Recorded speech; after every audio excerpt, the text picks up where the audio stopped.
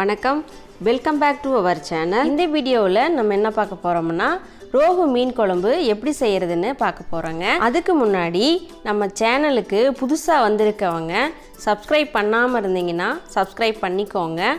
அப்படியே பக்கத்தில் உள்ள பெல் ஐக்கானே கிளிக் பண்ணிக்கோங்க. அப்போ தான் நான் போடுற வீடியோ ஒவ்வொன்றும் உடனுக்குடன் வந்து சேருங்க. இப்போ வாங்க வீடியோக்குள்ளே போகலாம்.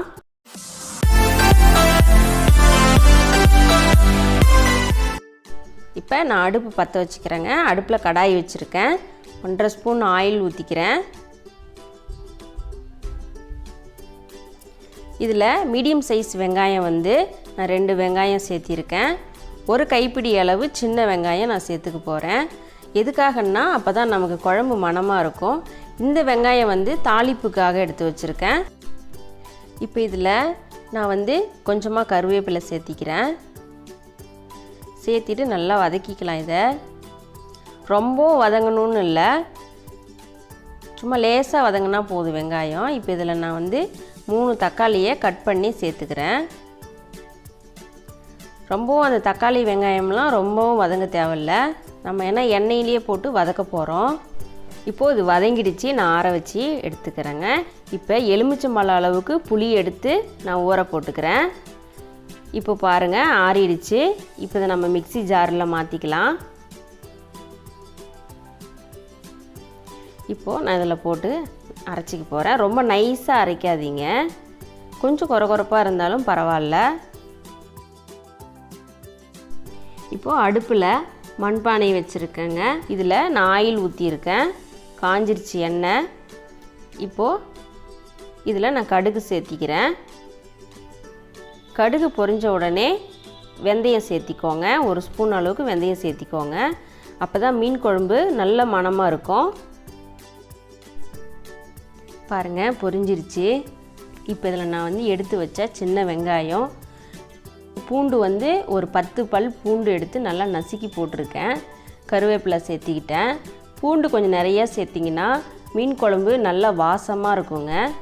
பாருங்கள் இந்த அளவு வதங்கினா போதும். இப்போ நம்ம அரைச்சி வச்சுருக்க தக்காளி வெங்காயத்தை கருவேப்பிலை எல்லாம் சேர்த்து வதக்கிக்கலாம்.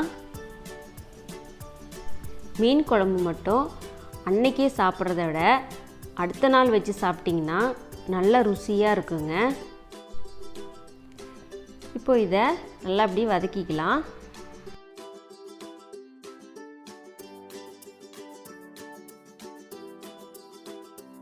அடுத்து இதுக்கு தேவையான அளவு நான் உப்பு சேர்த்திக்கிறேன். உப்பு சேர்த்திட்டு நல்லா அப்படி வதக்கிக்கோங்க. இப்போ இதில் நான் 2 ஸ்பூன் அளவுக்கு மிளகாய்த்தூள் சேர்த்துருக்கேன். 1.5 ஸ்பூன் மல்லித்தூள் சேர்த்துக்கிறேன். அந்த மிளகாய்த்தூள் நான் வீட்டில் அரைச்சது. நீங்கள் உங்கள் காரத்துக்கு ஏற்ற மாதிரி பார்த்து போட்டுக்கோங்க. இப்போ இதில் நான் மஞ்சள் தூள் 1/4 டீஸ்பூன் சேர்த்துருக்கேன். இப்போ இதை நல்லா அப்படி வதக்கிக்கலாம்.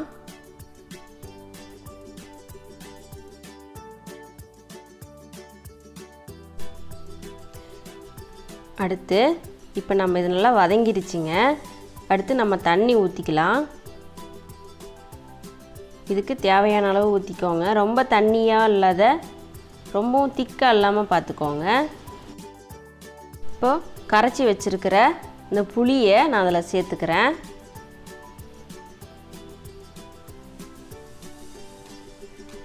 நல்லா வடிகட்டி சேர்த்துக்கோங்க.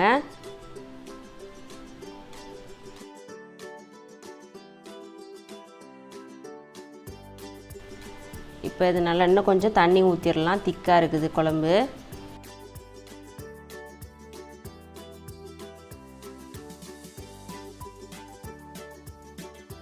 இப்போ நல்லா கொதி வரணுங்க.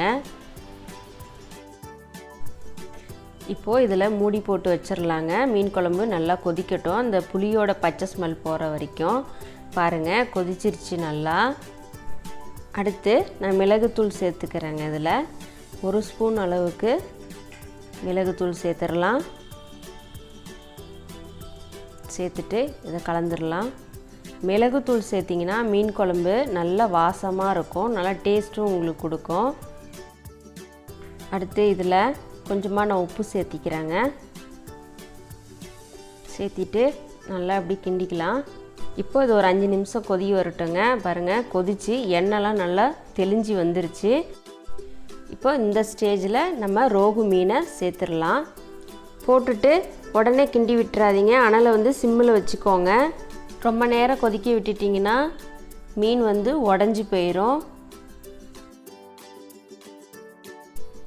பாருங்கள், நம்ம மண்பானை மீன் குழம்பு சூப்பராக ரெடி ஆகிடுச்சிங்க. இந்த மாதிரி நீங்கள் உங்கள் வீட்டில் செஞ்சு பார்த்துட்டு எப்படி இருக்குன்னு கமெண்ட் பண்ணுங்கள். இந்த வீடியோ உங்களுக்கு பிடிச்சிருந்தால் லைக் பண்ணுங்கள், ஷேர் பண்ணுங்கள், கமெண்ட் பண்ணுங்கள், மறக்காமல் சப்ஸ்கிரைப் பண்ணுங்கள். நன்றி, வணக்கம்.